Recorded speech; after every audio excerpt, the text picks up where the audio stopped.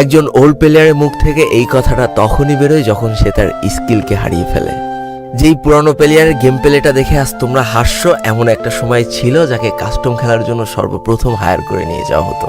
যেই পুরনো প্লেয়ারটার game play দেখে আজ তোমরা হাসছো, একটাবার খোঁজ নিয়ে দেখো সেই প্লেয়ারটার গেম প্লে দেখেই একটা সময় অনেক মানুষ গেম খেলা শিখেছে।